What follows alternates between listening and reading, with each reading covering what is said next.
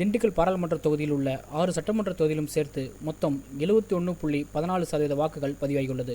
திண்டுக்கல் மக்களவைத் தொகுதியில் உள்ள ஒட்டஞ்சத்திரம் சட்டமன்ற தொகுதியில் அதிகபட்சமாக 77.27% வாக்குகளும், பழனி தொகுதியில் 68.48% வாக்குகளும், ஆத்தூர் தொகுதியில் 73.77% வாக்குகளும், நிலக்கோட்டை தனி தொகுதியில் 69.51% வாக்குகளும், நத்தம் தொகுதியில் 73.48% வாக்குகளும், குறைந்தபட்சமாக திண்டுக்கல் சட்டப்பேரவை தொகுதியில் 65.01% வாக்குகள் பதிவாகியுள்ளது. குறிப்பாக திண்டுக்கல் மக்களவைத் தொகுதியில் உள்ள 16,07,051 வாக்காளர்களில் இத்தேர்தலில் 11,43,187 வாக்காளர்கள் தங்களது வாக்குகளை பதிவு செய்துள்ளனர். அதிலும் குறிப்பாக பெண் வாக்காளர்கள் அதிகமாக வாக்குகளை செலுத்தியுள்ளனர். சென்ற 2019 மக்களவைத் தேர்தலில் திண்டுக்கல் மக்களவைத் தொகுதியில் 77.3% வாக்குகள் பதிவானது என்பதும் குறிப்பிடத்தக்கது. திண்டுக்கல் மக்களவைத் தொகுதியில் வாக்குச்சாவடியில் பதிவான வாக்குகள் அடங்கிய மின்னணு வாக்குப்பதிவு இயந்திரங்கள் திண்டுக்கல் அண்ணா பல்கலைக்கழகத்தில் 3 அடுக்கு காவலர்கள் பாதுகாப்புடன் CCTV கேமரா மூலம் 24 மணி நேர கண்காணிப்புடனும் பாதுகாப்பாக வைக்கப்பட்டுள்ளது. திண்டுக்கல் மாவட்ட ஆதிராவிடர் மற்றும் பழங்குடியினர் நல அலுவலக கட்டுப்பாட்டின் கீழ் இயங்கும் பள்ளி மற்றும் விடுதலை தங்கி பயிலும் 11 மற்றும் 12ஆம் வகுப்பு மாணவர்களுக்கு விழுதுகளை வேர்களாக்க என்ற தலைப்பின் கீழ் உயர்கல்வி வழிகாட்டல் ஆலோசனை முகாம் மாவட்ட ஆட்சியர் அலுவலக கூட்டரங்கில் நடைபெற்றது. இந்த முகாமில் மாணவர்களுக்கு தொழில் மற்றும் வேலைவாய்ப்பு அதிகமுள்ள படிப்புகள் மற்றும் அந்த படிப்புகளை வழங்கும் கல்வி நிறுவனங்கள் குறித்து வழிகாட்டு ஆலோசனைகள், உயர்கல்வி மற்றும் நேர்மறை ஆற்றல் ஆகியவை குறித்து மக்கள் மறுமலர்ச்சி தடம் மற்றும் நேச்சர் என்ற தன்னார்வ இயக்கத்தின் மூலமாக பயிற்சிகள் வழங்கப்பட்டது.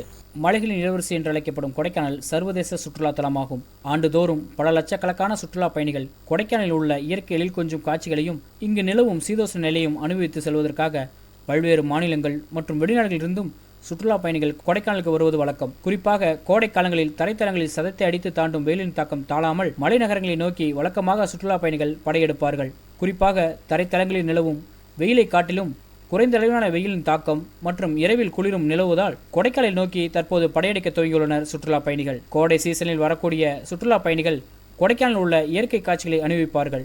தற்பொழுது தமிழ்நாடு அரசு போக்குவரத்து கழகம் சார்பாக 150 ரூபாயில் கொடைக்கானலில் உள்ள முக்கிய சுற்றுலா தலங்களான மோயர் சதுக்கம், பைன்மரக்காடுகள், குணா குகை, தூண்பாறை, Appar lake view, silent valley உள்ளிட்ட 12 சுற்றுலா தலங்களுக்கு செல்வதற்கு பெரியவர்களுக்கு 150 ரூபாயும் 12 வயதுக்குட்பட்டவர்களுக்கு 75 ரூபாயும் என நிர்ணயிக்கப்பட்டிருக்கிறது.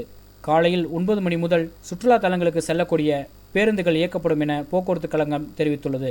வெயிலின் தாக்கத்தினால் ஏற்படக்கூடிய நோயிலிருந்து எவ்வாறு நம்மளை தற்காத்துக் கொள்வது என்றும், வெயில் காலங்களில் நாம் எந்த மாதிரி உணவுகளை எடுத்துக்கொள்ள வேண்டும் என்றும் திண்டுக்கல் அரசு மருத்துவக் கல்லூரி மருத்துவமனையின் யோகா மற்றும் இயற்கை மருத்துவர் தேவராஜா தெரிவிக்கையில், பொதுவாக அந்த வெயிலுக்கு நம்ம ரொம்ப பாதுகாப்பாக இருக்கணும்னா உணவு பழக்க வழக்கங்கள் ரொம்ப முக்கியம். குளிர்ச்சியான உணவு பழக்க வழக்கங்கள் இருக்கணும். நம்மளுடைய மனநிலை நல்ல ரிலாக்ஸாக இருக்கணும். தேவையான அளவுக்கு நல்ல ஓய்வு கிடைக்கணும். நம்ம உடுத்தக்கூடிய ஆடைகள் நல்ல பருத்தி ஆடைகளாக இருக்கணும். இந்த மாதிரி சில விஷயங்கள் நம்ம ஃபாலோ பண்ணணும். உணவு பொறுத்த வரைக்கும் பார்த்திங்கன்னா, முடிஞ்ச வரைக்கும் நான் ஸ்பைசி டயட் அப்படின்னு சொல்லுவோம். மசாலா பொருள்கள் அதிகம் சேர்க்காமல் நீங்கள் சாப்பிட்டீங்க அப்படின்னா உடம்பு நல்லா குளிர்ச்சியாக இருக்கும். உணவு தேவைக்கு அதிகமாக எடுத்துக்காதீங்க.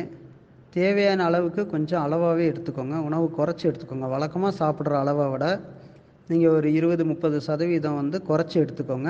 அதுக்கப்புறம் உங்களுக்கு நல்லா பசிக்கும் பொழுது சாப்பிடுங்க. உணவை நல்லா பொறுமையாக நிதானமாக மென்று சாப்பிடுங்க. மனநிலையை எப்போவுமே நல்லா ஆரோக்கியமாக வச்சுக்கணும். நல்ல பழங்கள் நிறைய எடுத்துக்கோங்க.